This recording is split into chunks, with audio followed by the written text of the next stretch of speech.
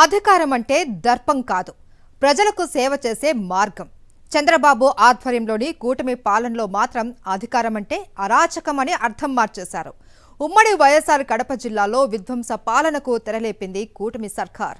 గతంలో ఎన్నడూ లేని విధంగా ప్రత్యర్థుల ఆర్థిక మూలాలపై దెబ్బ కొట్టే కొత్త సంస్కృతికి శ్రీకారం చుట్టింది. తమ మాట వినని వారిని భయభ్రాంతులకు గురిచేసి వారిని లొంగదీసుకునేందుకు చేయని దుర్మార్గం లేదు. గత 9 నెలల కాలంలో కూటమి నేతలు ధ్వంస రచనే అజెండాగా పనిచేస్తూ ఉమ్మడి కడప జిల్లాలో ఎంతటి విధ్వంస పాలన చేస్తున్నారో మీరే చూడండి. 9 నెలల కూటమి పాలనలో ఉమ్మడి కడప జిల్లాలో ఏం అభివృద్ధి జరిగింది అంటే మచ్చుకు ఒక్కటైనా లేదు. కానీ అదే అధికారం అడ్డం పెట్టుకుని చేసిన విధ్వంసకాండ గురించి చెప్పమంటే బోలెడన్ని ఉదాహరణలు. మంత్రి రాంప్రసాద్ రెడ్డి తన సొంతూరు వెళ్లినప్పుడు లక్కిరెడ్డిపల్లి ఇంటి దగ్గరున్న జెడ్పీటీసీ రమాదేవి ఆయన్ను పలకరించలేదట. అంతే, అమాత్యుల వారికి కోపమొచ్చింది. తన మంది మార్బలాన్ని ఆమెపైకి ఉసిగొల్పారు. అంతే, మంత్రి అభిమతాన్ని బాగా వంట పట్టించుకున్న రాంప్రసాద్ రెడ్డి అనుచరులు రమాదేవి ఇంటిని ధ్వంసం చేశారు. కనిపించిన ప్రతి వాహనాన్ని తగలబెట్టారు. ఇంట్లో ఉన్న జెడ్పీటీసీ రమాదేవి కోడలు నిండు గర్భిణి. కనికరం లేకుండా గర్భిణి అయిన ఆమెపైన దాడి చేసి విధ్వంసకాండ సృష్టించారు. ప్రజలకు చేయాల్సిన అభివృద్ధి, పంచాల్సిన సంక్షేమాలను పక్కన పెట్టి విధ్వంస రచనకు దిగుతున్నారు. కట్టెలు ఆయన ఎత్తుకొని వచ్చి మాస్కులు వేసుకొని రామ్ రామ్ అంటే గేటు దొబ్బుకుంటూ వచ్చేసాం sir.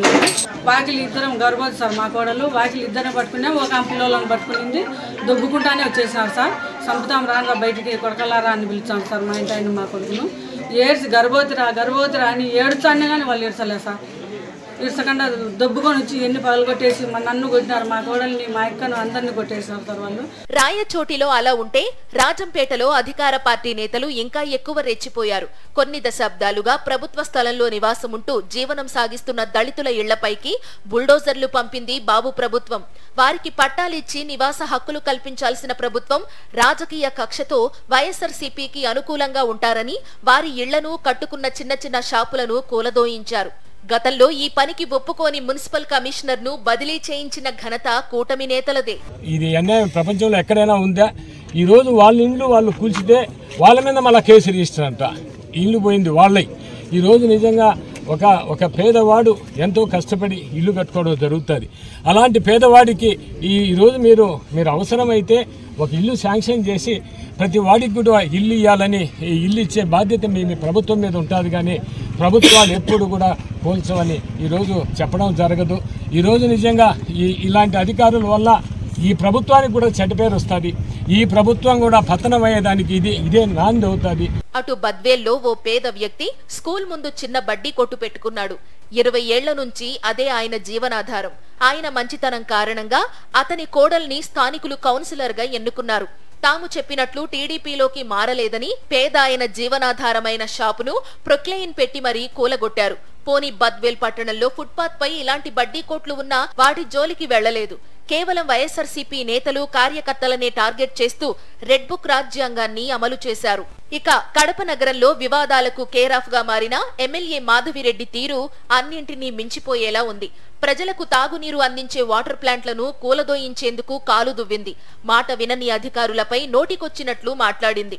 Seize the water plant అంటూ హుకుం జారీ చేసింది ఎమ్మెల్యే మాధవిరెడ్డి. మరోవైపు వైఎస్ఆర్సీపీ వారి రియల్ ఎస్టేట్ వెంచర్లపైకి బుల్డోజర్లు పంపి వారిని తమ పార్టీలో చేర్చుకున్నారు.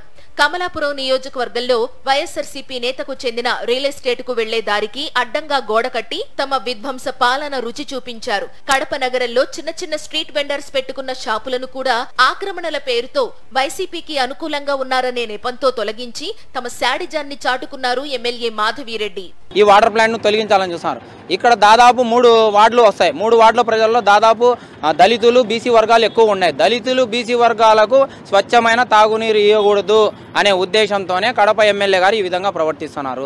ఎందుకంటే కూటవేటంలోనే ఇక్కడే ఒక ఉర్దూ పాఠశాల ఉంది, దాని ఎదురుగానే వైన్ షాప్ ఉంది.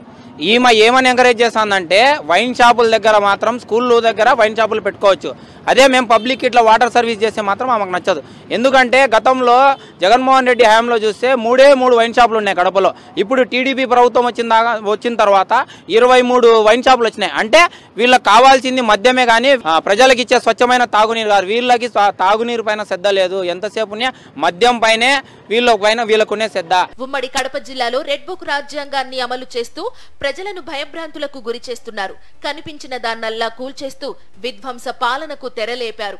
తాము ఇచ్చిన హామీలు అమలు చేయలేదని ప్రజలు ప్రశ్నించక ముందే ఇలాంటివి చేసి వారు నోరు మూయించే ప్రయత్నాల్లో కూటమి నేతలు బాగా బిజీగా ఉన్నారు. వీరి వల్ల ఉమ్మడి కడప జిల్లాకు ఒరిగిందేమీ లేదు కానీ విధ్వంసాలు మాత్రం కొత్తగా చూస్తున్నారు. విధ్వంసకులను ఎందుకురా బాబు ఎన్నుకున్నామని జనం లోలోన మదన